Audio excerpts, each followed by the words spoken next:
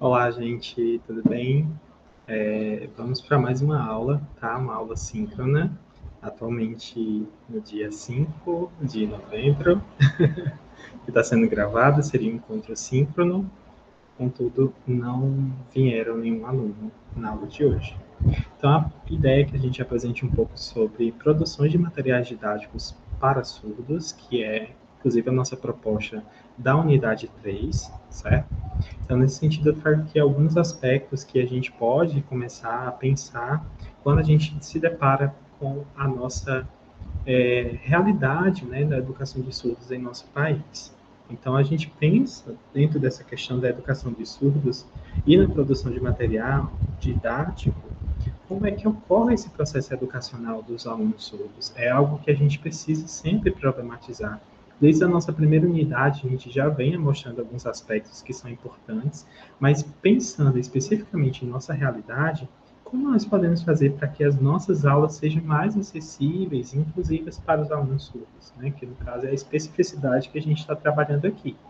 Então, eu como professora de matemática, o que eu posso fazer para auxiliar meu aluno? Inclusive, recentemente a gente vai defender um TCC, né, de um aluno de matemática, me orientando, o Laírton, que depois a gente vai disponibilizar após a defesa um material que vai ajudar alguns professores de matemática especificamente, né, mas da área de exatas como um todo, como vocês podem melhorar as práticas aí voltadas para a educação de surdos em relação a esse aspecto, né? Obviamente, que estratégias a gente pode adotar, né? Quais as adaptações que eu devo e posso fazer nas minhas aulas?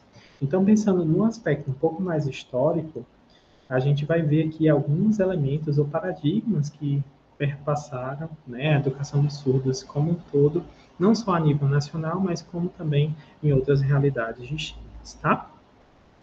Então, a gente pode perceber que, dentro desse paradigma da educação de surdos, nós tivemos três concepções que mais se ressaltaram, que foram mais evidentes durante a trajetória que até hoje a gente está lutando para conseguir esta última, né? Não que seja de um fato linear, né? Que a gente foi de um período que passou para o outro, que passou para o outro.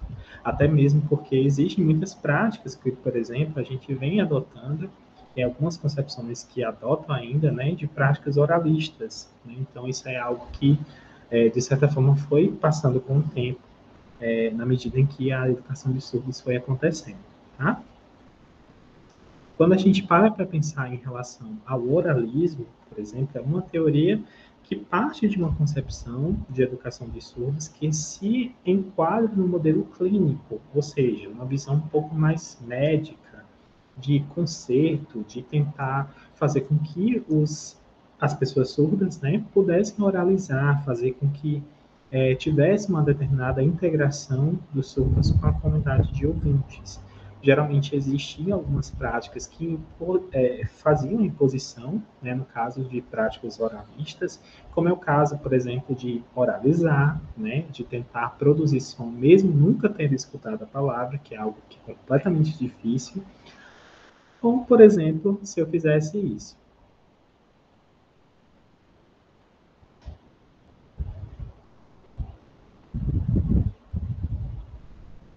Eu fiz aqui apenas um teste. Se você não entendeu o que eu disse, é assim que geralmente algumas pessoas têm que se virar com a leitura labial, né? Algo que é completamente distinto e alguns não conseguem de jeito nenhum fazer. Até mesmo para quem é ouvinte e precisa fazer uso da leitura labial, por exemplo, sem som, é completamente difícil, como vocês acabaram de perceber agora, como eu fiz esse exemplo.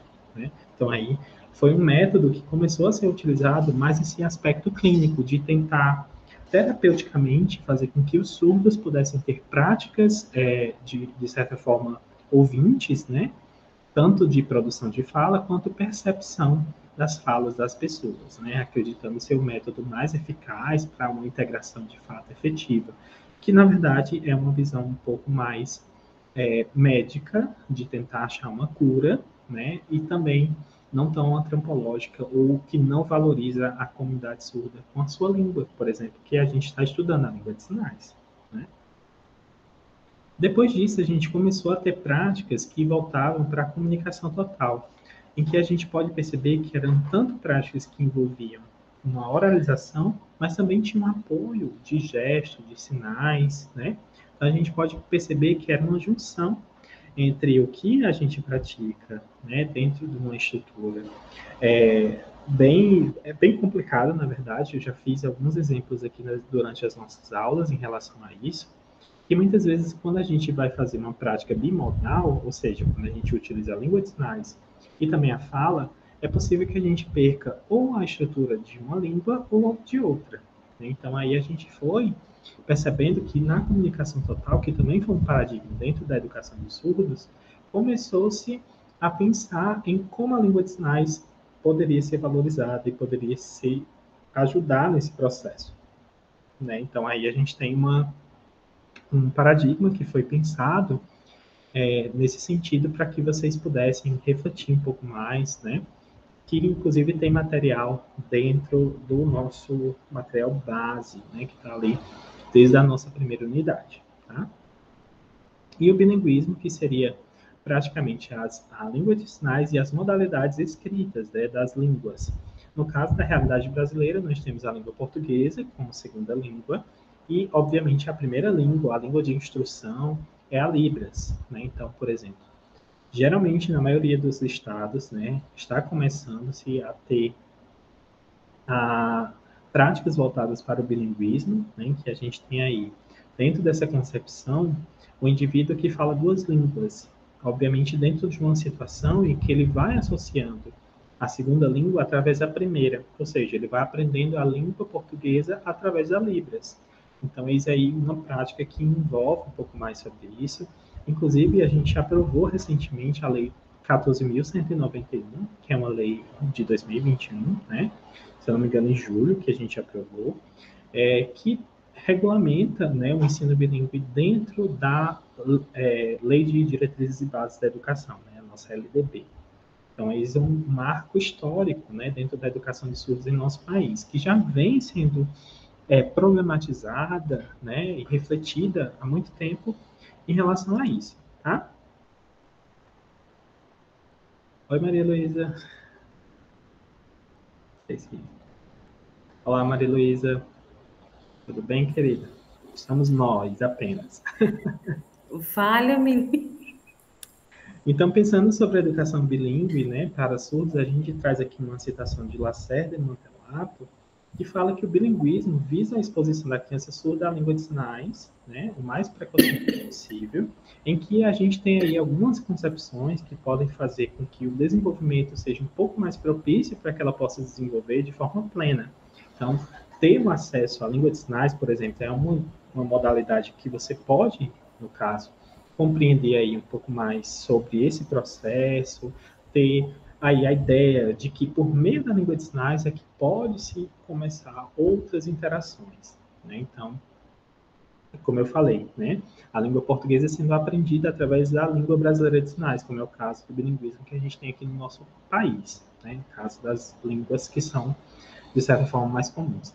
Vale salientar que desde as nossas concepções iniciais que a gente vem trabalhando aqui na disciplina, né, temos aí a ideia de que a língua portuguesa, né, ela sempre é prioritária para todos os cidadãos brasileiros, né? Então, inclusive na lei brasileira, na lei de Libras, a gente tem aí a ideia de que a ideia não, a gente tem discriminado que a língua de sinais não pode substituir a língua portuguesa.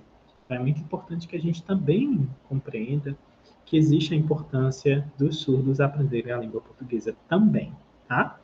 Contudo, quando a gente pensa nesse aspecto voltado para a nossa educação, nas nossas aulas, por exemplo, eu como professora de química, o que eu preciso fazer para tornar a minha aula um pouco mais acessível? Né? O que eu posso fazer para melhorar esse processo? Então, como tornar a minha aula acessível para o surdo? Né? Então, aqui eu trago algumas reflexões que nós precisamos sempre fazer para as nossas aulas, tá? Eis aí algumas concepções que precisam ser bem esclarecidas, que é a questão de surdo e deficiente auditivo, que a gente possui diferenças e que, de certa forma, designam as pessoas em realidade de comunicação e formas de ver o mundo completamente diferentes. Por exemplo, a gente tem aí, dentro da visão clínica da surdez, como a gente pode até compreender um pouco mais voltado para os deficientes auditivos, DAs, né, que tem aí a classificação pelas perdas de audição, a identidade ao mundo ouvinte, geralmente, né? A gente tem práticas, né, que obviamente a gente não está querendo generalizar aqui, mas que podem dar uma noção de geralmente um perfil, né? Mas isso não quer dizer que seja uma regra, né? Não existem exceções. Na verdade, existem muitas, né? Como se tratam de pessoas, então podem ser que muitas práticas sejam completamente distintas para uns e para outros usuários, tá? Geralmente não usam a língua de sinais, a Libras, né? Comunica-se em português, seja oralizando, seja fazendo leitura labial, escrevendo e por aí vai, né? Também podem utilizar aparelhos, né, como é o caso daqueles amplificadores ou implantes cocleares, dentre outros, e geralmente é um perfil que a gente tem aí, geralmente para pessoas com deficiência auditiva, tá? E que a gente tem uma outra concepção quando a gente trata desse aspecto de ser surdo, né? E a gente vê um caráter um pouco mais antropológico e querendo ou não, mais social, né, voltado para essas práticas, em que precisa ser, no caso, percebido dentro dessa esfera social. Então, assim, quando a gente percebe que tem duas visões, né, completamente diferentes, uma voltada mais para aspectos clínicos, terápicos e de mais convívio com a comunidade ouvinte, a gente tem aí uma defesa da identidade, da cultura surda, né, como é o caso dos surdos, que a gente percebe que geralmente utilizam, né, a língua de sinais como meio de comunicação, e dentro da cultura e identidade surda, né, que participam, tem um caráter um pouco mais voltado para a comunidade, né, quando envolvem-se dentro dessas práticas, e além dos artefatos culturais que a gente também já mencionou em algumas aulas. Vale salientar que todas essas concepções, né, a gente já vem trabalhando na medida em que a disciplina ocorre, mas que são completamente necessárias quando a gente está, perdão, quando a gente está trabalhando dentro da educação de surdos em si. Mesmo que eu esteja trabalhando não necessariamente o ensino de língua, mas eu estou pensando na minha realidade do meu aluno surdo que está ali presente na minha aula de física. O que eu preciso fazer para eu conseguir me comunicar, para eu conseguir ter um convívio mais prazeroso e possível, ou comunicativo, na verdade, né? Com essa pessoa que está ali na minha realidade escolar. Então, trago aqui algumas dicas que vocês podem fazer uso, tá? Primeiramente, uma delas, né, é como eu posso me comunicar com o meu aluno surdo ou surda, tá? Então, a gente pode pensar, primeiramente, quando a gente trata de uma realidade de deficientes auditivos, né, podem ser atendidas de forma, entre aspas, normal, né? Desde que haja um direcionamento do olhar, por exemplo, pode ser posicionado a depender do perfil, né, de deficiente auditivo, que prefira, aí vai de você perguntar também, né? É, se você pode sentar um pouco mais à frente, se esse aluno com deficiência auditiva, né? Pode sentar um pouco mais à frente, se ele pode ter algumas falas mais calmas, mais articuladas, obviamente sem exagero, não precisa ficar abrindo a boca, fazendo movimentos exacerbados, né? Isso aí não ajuda, na verdade atrapalha. Então fique falando de forma calma, pergunte se está entendendo, se está tudo ok, né? Então é uma prática que você pode utilizar. Então às vezes você pode fazer uns gestos de apoio que podem coincidir ou mostrar objetos, isso facilita. Lembre-se que, mesmo sendo uma pessoa que tem uma prática mais voltada para a comunidade ouvinte, ainda assim os recursos visuais para qualquer pessoa podem ajudar, obviamente, caso ela tenha uma visão, digamos, típica, né? Então, ela é uma pessoa que compreende, por exemplo, com pouca audição ou pela leitura labial. Então, vai você saber também o perfil desse aluno, né? Saber com os pais, saber com a realidade escolar, com outros professores, né? Tentar organizar essa rede de apoio que você pode ter. Mas quando a gente fala sobre usuários de Libras, né, surdos, então a gente geralmente tem uma comunicação em Libras, o que é, na verdade, necessário, né, para todos vocês, como a gente está aprendendo aqui alguns procedimentos, algumas estratégias técnicas. O direcionamento do olhar também é importante, né? Obviamente, quando a gente está conversando ali com os nossos alunos surdos, é importante que a gente fixe o nosso olhar. Aqui, por exemplo, nessa realidade de ensino remoto, educação à distância, né? É preciso que a gente sempre tente também articular, fazer algumas estratégias para que isso seja claramente possível, tá? E tenha calma e pense como falar algo de forma visual, né? Às vezes, por exemplo, você pode não saber um sinal, mas você pode tentar se comunicar, usar a datilologia que nós já aprendemos, né? Você pode revisar, inclusive, uso de imagens nos seus slides, você pode ter um apoio muito mais efetivo e, inclusive, ajudar aos não surdos, né? As pessoas que são ouvintes, né? O aspecto visual sempre ajuda, né? Geralmente, quando a gente tem uma realidade que nós temos a maioria das pessoas sem nenhum problema, sem nenhuma dificuldade de visão, né? Sem nenhuma questão que realmente a impeça de fazer uso desse sentido, então você pode explorar especificamente, né? E quando a gente trata especificamente dos surdos, aí a gente pode explorar cada vez mais, tá? Também ao chamar a atenção, por exemplo, uma das estratégias é você desligar e ligar a luz, por exemplo, né? Você pegar assim, ó, por exemplo, usar a luz da sala, o ring light, né? Como a gente está aqui no remoto. Também você pode utilizar, né? De toques leves, não bater na pessoa ou jogar objetos, jamais. Né? Isso aí é uma prática que não é possível, certo? E caso você esteja numa sala de aula com mais pessoas, você pode chamar a pessoa que está próxima a ela. Né? Por exemplo, eu vou lá e chamo, ô Maria Luísa, vem cá, por favor. Chama a atenção aí do fulano para ele olhar para mim, aí eu posso me comunicar. Uma das vantagens da Libras é que a gente pode se comunicar à distância, né? Querendo ou não. Mesmo numa situação lá bem barulhenta, a gente consegue falar as coisas, inclusive a gente consegue se comunicar à distância, falando com a boca cheia. Vantagem de aprender Libras, tá bom? Então, alguns questionamentos que ficam para a gente é quem deve dar a aula para o meu aluno surdo nessa sala de aula regular? Né? Eu faço alguns questionamentos para que a gente possa refletir. Inclusive, tem uma atividade disponível no nosso sistema, certo? Uma das atividades online, tá? Que vai compor a nota da segunda unidade, que é justamente sobre essas temáticas. Inclusive, teve algumas pessoas que me perguntaram no chat, né? Nas nossas plataformas, que não estavam aparecendo as opções. Na verdade, é só você reduzir um pouco mais, porque geralmente o Moodle fica um pouco grande.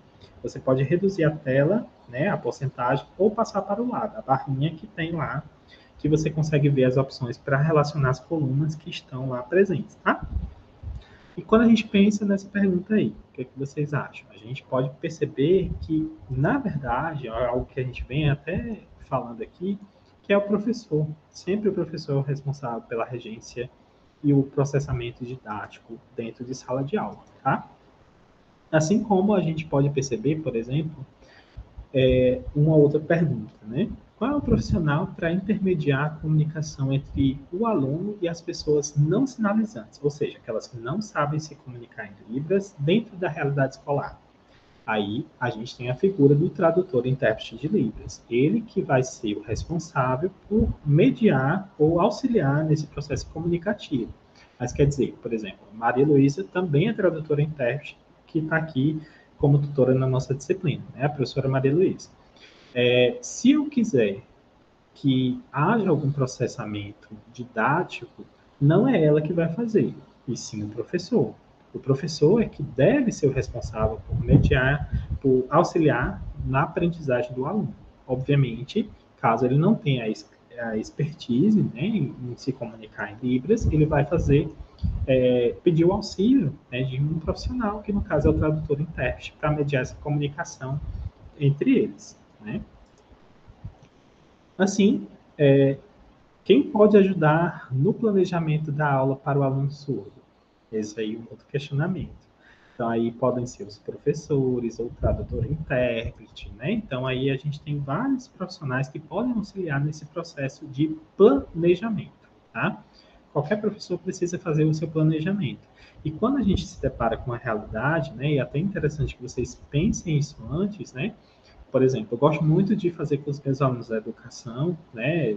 No ensino superior, por exemplo, presencial, alguns formulários, né? Por exemplo, conhecendo o perfil, conhecendo o que eles usam de tecnologias, que eles geralmente têm mais dificuldades que podem fazer, né? Então, isso aí é um conhecimento que eu faço prévio, né, da realidade ou dos perfis que vão ter na minha sala de aula. Então, é uma coisa que vocês devem fazer. Procurar a secretaria da escola, procurar quem são os alunos do ano anterior, por exemplo. Você vai pegar uma realidade lá do segundo ano no ensino de química. Obviamente, uma grande parte já vai estar na realidade escolar, seguindo, né? Por exemplo, na escola de ensino médio. Então, você já tem como acessar, por exemplo, perguntar para a secretaria, perguntar à diretoria, a coordenação pedagógica da sua escola, como é que vai ser o perfil desses alunos, se vai ter algum aluno surdo ou não. Então, é algo que você pode planejar e já ir se adaptando antes, né? Obviamente, você está aprendendo muitas dicas aqui, mas nada melhor do que você se preparar antes, né? Então, nós como professores sempre estamos planejando, replanejando, replanejando e assim por diante, né?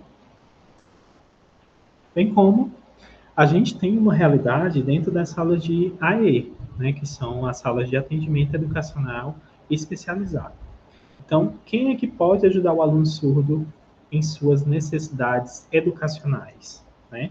A gente tem a figura aí, ou do professor, ou do instrutor de Libras, ou algum profissional especializado com fluência. É muito importante que a gente explique isso, a fluência, porque nada adianta a gente ter um profissional que não tem fluência e que não vai ajudar, de certa forma, o aluno surdo que precisa, por exemplo, da língua de sinais.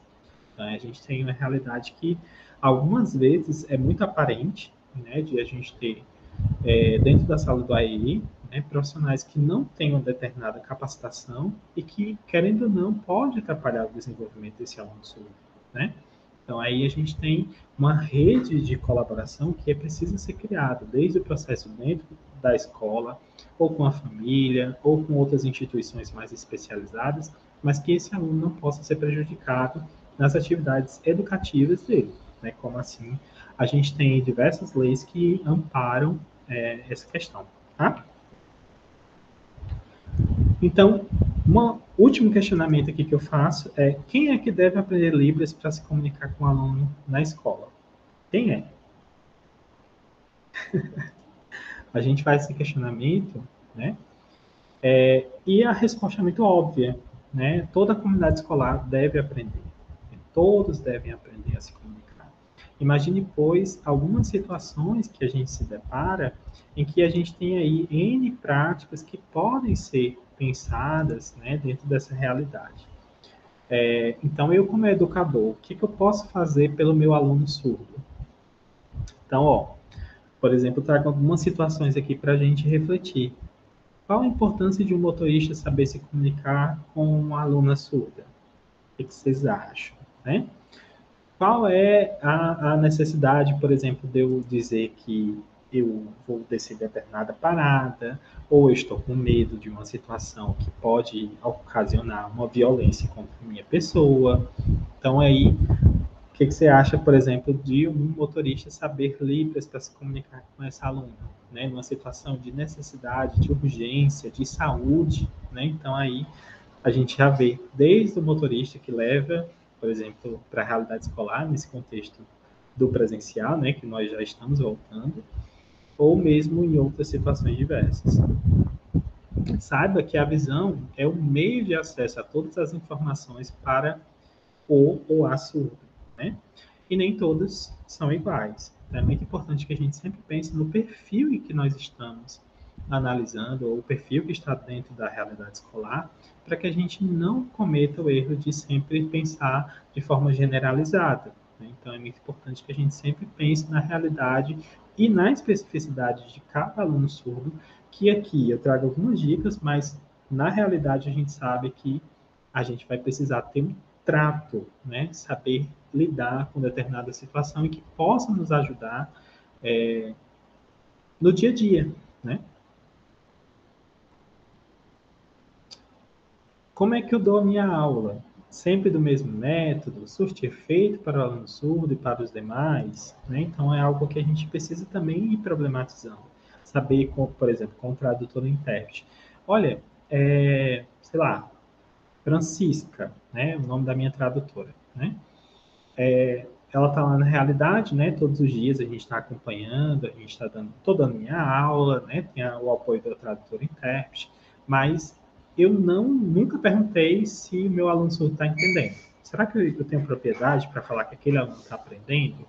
Se ele está conseguindo se desenvolver, por mais que ele tenha uma performance boa nas provas que a gente aplica, então aí é algo que você precisa também problematizar, certo?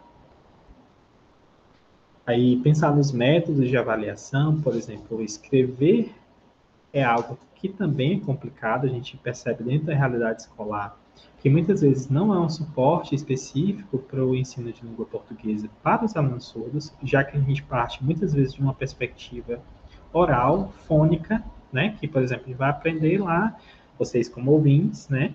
Vão aprender que casa você já vem com esse conhecimento de som, né? Desde os mais diversos das mais diversas experiências fora da escola. E quando você vem para essa realidade, né, escolar, você vai aperfeiçoar, você vai sistematizar aquilo que você já aprendeu, certo? E com a realidade de muitos surdos, não é isso que acontece. Geralmente ele vai aprender uma língua, seja ela a língua portuguesa ou a Libras, né, principalmente a Libras, dentro de um processo escolar que muitas vezes as famílias, algumas vezes, a maioria ouvintes, né, não dão esse suporte para uma aprendizagem efetiva. Geralmente usam sinais caseiros ou uma comunicação um pouco mais rudimentar. Então, é isso aí, um processo que a gente precisa avaliar também. Então, eu me coloco no meu lugar do aluno surdo, eu crio relações de aproximação com ele, né? Então, aí é algo que vocês precisam pensar. E sobre os materiais, o que pode ajudar? Parta sempre do real para o abstrato. Né? Geralmente, a gente sempre tem muitas experiências que a gente pode aproveitar nas nossas aulas para que isso seja um pouco mais efetivo. Por exemplo, para eu explicar, sei lá, o que é um cilindro, né? Eu posso pegar um copo como esse aqui, inclusive beber água, e a partir disso eu conseguir explicar um determinado conteúdo. Explicar que determinada forma geométrica é essa que eu estou utilizando na minha aula de matemática, né?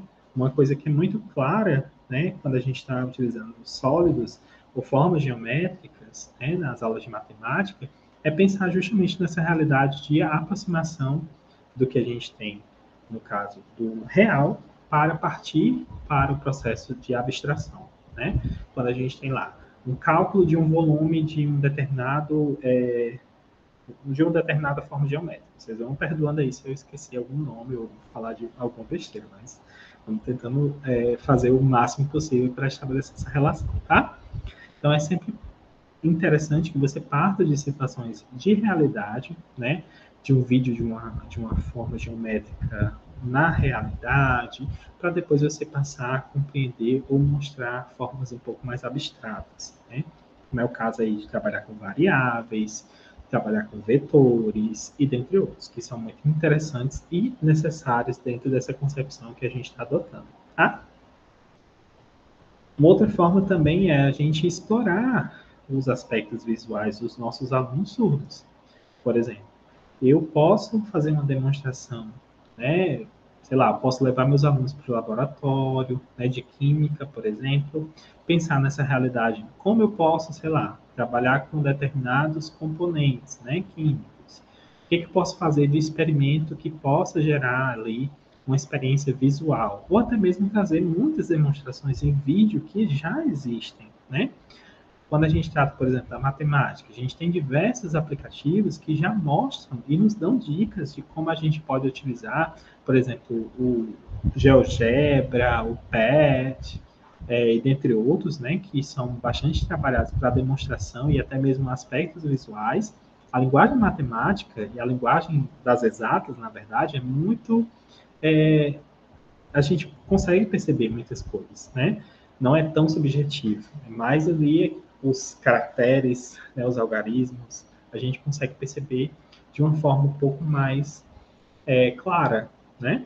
Obviamente tem alguns processos que a gente precisa fazer aí algumas abstrações, isso é completamente normal, mas geralmente a gente percebe que tem aí alguns elementos que podem ser muito mais visíveis para essa realidade desse aluno surdo, tá? Pense na língua de sinais e na cultura surda como uma aliada, né? Pense nessa rede de apoio, como você pode convidar outros profissionais, pensar em vídeos, né? Que possam aí ajudar nessa perspectiva dentro dessa realidade que nós estamos apresentando, certo?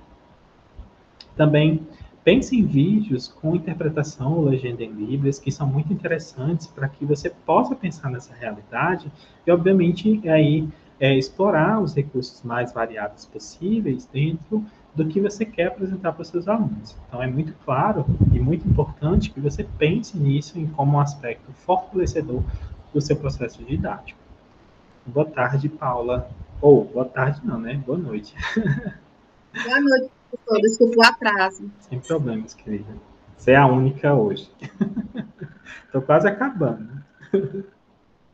Então, é preciso que a gente também possa pensar em materiais que, de certa forma, tenham comandos claros, né? Que os materiais que sejam realizados dentro da concepção que nós estamos adotando no nosso processo de ensino sejam claros, né? A gente precisa, na verdade, facilitar esse acesso, né? Principalmente quando a gente está trabalhando dentro de uma realidade que precisa envolver outros profissionais, como é o caso de tradutores e intérpretes, né? Como é que eu posso auxiliar para que o meu tradutor tenha uma performance melhor? Geralmente eu posso disponibilizar os slides com antecedência, posso utilizar o material em conjunto, posso pensar em planejamento da aula junto com o tradutor, né? Você pode pedir dicas até mesmo, né, para esse profissional que é muito mais propício, né, de ter aí algum conhecimento em relação à cultura e à língua que possam lhe favorecer uma melhor performance dentro do seu processamento, do seu processo de ensino-aprendizagem, tá? Então, assim, eu encerro, né, essa primeira aula em relação à produção de materiais acessíveis, somente explicando em relação à nossa AP2, né, que vai ser disponibilizada, né, esses dias. Provavelmente ainda hoje a gente vai colocar, em que basicamente vocês vão pensar em um plano de aula. Esse plano de aula vai ser conforme o modelo que eu vou disponibilizar, em que basicamente vocês vão preencher algumas informações.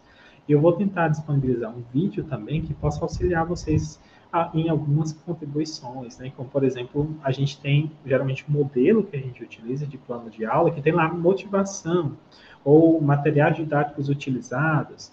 Então, vocês devem colocar nesse plano de aula alguns aspectos que sejam favorecedores na aprendizagem de alunos surdos, certo? Então, Paula, você é de que curso, querida? Aproveitando a pergunta. Renato, Matemática, pronto. Você vai escolher um conteúdo de matemática, assim como você daria em qualquer outra realidade escolar, mas você vai colocar no seu plano de aula alguma descrição de que poderia auxiliar também para os alunos surdos. Por exemplo, eu vou pensar numa realidade ali de explicar sobre trigonometria. Né? Então, aí, eu preciso pensar nesse conteúdo, como eu vou apresentar e que elementos eu vou utilizar que favoreçam também para os alunos surdos. Epson, eu preciso saber Libras? Não necessariamente, mas você pode colocar que vai fazer uso de um tradutor intérprete, você vai apresentar uma demonstração do teorema, né, de Pitágoras, por exemplo, dentro do GeoGebra, né, que são aspectos visuais, e vocês precisam até mesmo justificar por que está sendo um plano de aula acessível para os alunos surdos, né, pensando na realidade que tem ali alunos ouvintes e alunos surdos. Tá? E agora também a gente vai ter uma pequena apresentação em Libras, que eu gostaria que vocês fizessem. Ou seja, vocês vão precisar fazer uma apresentação pessoal, por exemplo, basicamente apresentando o nome, se tiver sinal, né? Se não tiver, não tem problema, né? Apresentar qual curso, que são sinais que a gente já aprendeu e que eu vou mostrar depois no vídeo para vocês. Pode falar, Paula. O professor Edson, como a gente sabe que na realidade a maioria das escolas não tem intérprete de Libras, então, por exemplo, no caso eu poderia fazer um plano de aula onde eu demonstraria o teorema de Pitágoras através de um vídeo que tenha legenda, seria uma possibilidade? Pode sim. Mas você pode, obviamente, como é um planejamento, né? Você pode problematizar sobre essas questões. Por exemplo, a gente gostaria de ter um trator intérprete, mas nessa realidade, algumas vezes não tem, né? Então, o que, que você pode fazer antes? Você pode até colocar um plano B. Não tem nenhum problema não, tá? Paula, sem problema. Então, dentro dessa nossa AP2, né, que vai ser correspondente à unidade 3, na verdade, né, que a gente faz assim. Como eu já expliquei em algumas aulas, né, a nossa AP1, que seria a unidade 1, foi os seminários em trios, que a gente já fez. A unidade 2 vai ser a composição das AOs, né, que a gente teve algumas que foram passadas, inclusive ainda tem uma disponível, uma AO para vocês fazerem, tá? Que basicamente são 2 ou 3 avaliações, que eu não estou lembrando aqui agora, que vão ser somadas e divididas. Ou seja, unidade 1, aqui, ó, unidade 1 já foi os seminários em trios. A nossa segunda unidade, nossa segunda nota, né, que vai ser disponibilizada no SIGA, vai ser a composição, a junção das notas das AOs, certo? Das atividades online, e a nossa AP2, que seria a avaliação presencial 2, que não tem, né, nesse tempo de período remoto, de pandemia, na verdade, perdão, a gente tem essa produção aí, que o plano de aula mais a apresentação. O plano de aula vai valer 6 pontos, certo? E a apresentação pessoal em Libras vai valer 4, certo? Então, como é que vocês podem fazer essa apresentação pessoal? Eu vou dar aqui algumas dicas de como vocês podem utilizar. Eu quero que o vídeo chegue até a mim e aos nossos tutores, né? Inclusive, vocês vão fazer uso dos tutores, né? Aproveitem para os horários, né, que nós temos disponíveis. O professor Valdemar geralmente fica às terças-feiras, a professora Maria Luísa me acompanha geralmente nas aulas. Então, geralmente, o professor Valdemar vai estar mais disponível, né, nas terças-feiras à noite, no horário que tem lá reservado. Utilizem, né? O professor Valdemar está disponível, né? E, obviamente, se vocês tiverem alguma dúvida, a gente também tem o nosso grupo no WhatsApp que eu posso ajudar no que for necessário, tá? Lembrando que essa apresentação pessoal precisa ser disponibilizado o link, que a gente vai disponibilizar também dentro do plano de aula, certo? Então, basicamente, você vai colocar somente no documento. Você vai mandar esse documento lá em PDF com o link, tá bom? E essa avaliação vai ser individual, só para lembrar, né? Então, dessa forma, a gente vai fazer a nossa AP2 e, com certeza, finalizando a disciplina, né? Obviamente, a gente vai dar aquele prazo mínimo de 15 dias para que vocês possam realizar essa AP2, tá? Que vai ser a composição desses 2 elementos. E, no mais, no que eu puder ficar à disposição, a gente vai deixar, inclusive, a próxima aula para que a gente possa produzir esses materiais, né? Então, não vai ter nenhum encontro síncrono, nenhum vídeo, nenhuma leitura. Vai ser disponibilizado para que vocês possam realizar essa produção. E eu também posso até combinar com vocês, né? Se caso alguém precisar, a gente se encontrar aqui no Google Meet, nesse mesmo link, nesse mesmo canal, para que a gente possa discutir alguns sinais, por exemplo, se você precisar revisar de alguma coisa. Obviamente, a maioria dos nossos vídeos já está disponível, que vocês vão precisar, já estão disponíveis nas aulas anteriores, tá? Então, qualquer coisa, eu fico à disposição, tá bom? Queria saber se tem alguma dúvida, Paula. Paula é a única hoje, inclusive, única aluna. Professor, já está tudo claro. Ok, perfeito, querida. Então, eu disponibilizo, inclusive, aí meu e-mail, tá? O meu institucional. E também o grupo no WhatsApp que a gente tem. Então, agradeço muitíssimo a presença de Paula e de Maria Luísa hoje. E a vocês que estão assistindo aí em outro horário, tá? Aqui temos algumas das nossas referências utilizadas e eu encerro por aqui. Eu queria agradecer, Maria Luísa, Paula, por terem vindo, tá? A gente se encontra na próxima aula. Até mais, gente.